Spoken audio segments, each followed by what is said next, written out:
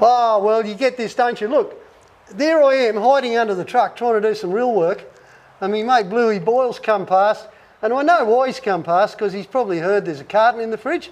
But this is good timing because, as you know, I've been using Lanotech forever. Well, this is the guy who owns the company, literally, and when he's not bashing up people in tent boxing, you don't do that anymore, do you? No, he's an old bushy from way back. Probably that's where the Lanotech connection comes in, but I figured why not take advantage of this? You can get it from the sheep's mouth himself.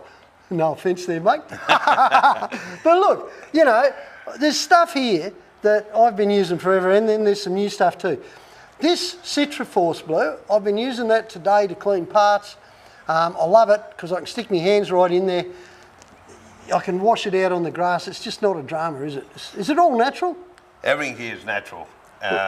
One's from a sheep and one's from an orange, so to speak. Yeah. I was watching a clip the other day because I was a driller for a while, and the blokes were using Lanotech for the ends of the drill pipes to protect it, keep it all lubricated. Exactly, and that's going to be a huge market for us. And one of the biggest problems with the oil and gas industry is all this testing, the inspections. Yeah. So the removal of the greases, the current grease compounds, inspecting it, reapplying. Yeah. With what I set out to prove over there with our product, simply spray it on. After a period of 4 or 5 months when it comes up to inspection, you simply undo the cap, visually look at it and do it back up. Yeah. It's a time saving, cost saving, and an environmental saving. Read between the lines, folks. 20 years ago, I started telling everyone how good Lanotech was, and all I heard was, I can't get hold of any. Then I get on to Bluey, I say, what's going on? And he said, well, I can't help it, mate. What was going on? It was at Afghan. There was some big crisis going on in the world, and all of a sudden the Navy wanted it all for their landing craft. And then it was something else. There was always something on the go that was keeping Lanotech out of the shops. So you mate, where can you get it now? Well, most of our industrial supplies throughout Australia, your Blackwoods and your Mitre-10s and a lot of your hardware stores. Yeah. Repco, Super Cheaps, companies like that. Yeah. Yeah. If you're lucky. Yeah, well, you can go to our website. Get it together, mate. Dealer. Get it together. Stick around Australia for a while. Look at this.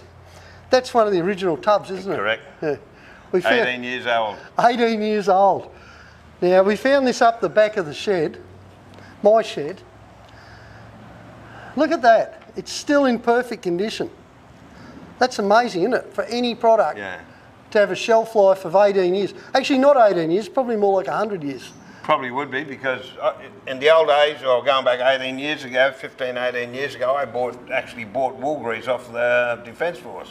Oh, did you? Yeah. Oh, you bought it off them? Yep, it was surplus stock, and in them days they used to call it tropic because they used to protect their weaponry up in New Guinea in the Second World War. Righto. But the biggest problem was getting rid of it, getting it off those old 303s.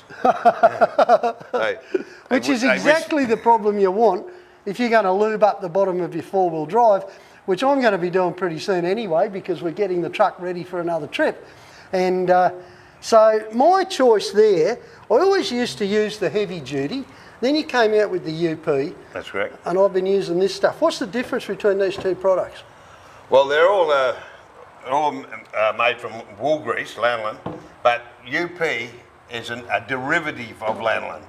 And it leaves a drier film, so we sort of promote that mainly just for rust protection. Yeah. Whereas the heavy duty is rust protection, lubrication as well.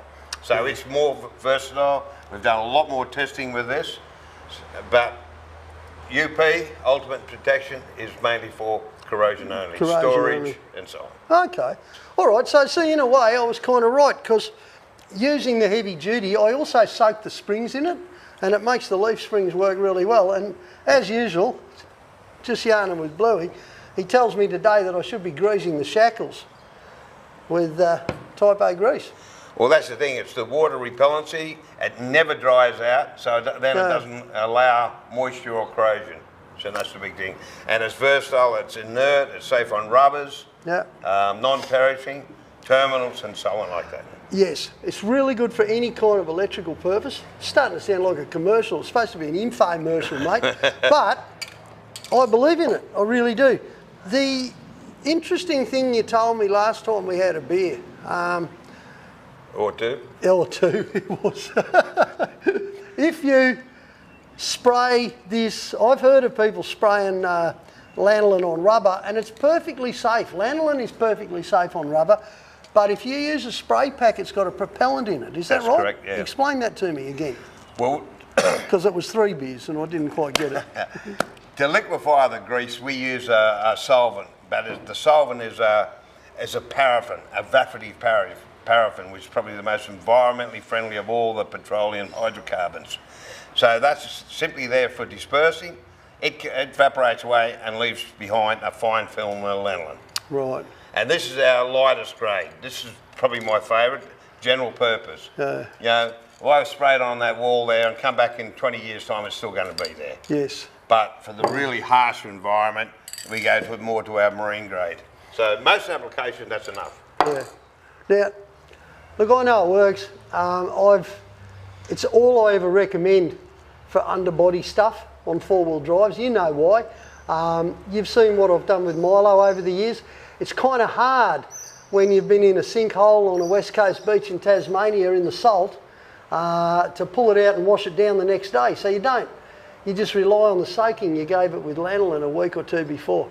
I've driven round after I've been driving through the sea for 3 or 4 weeks before I got a chance to find a fire hose.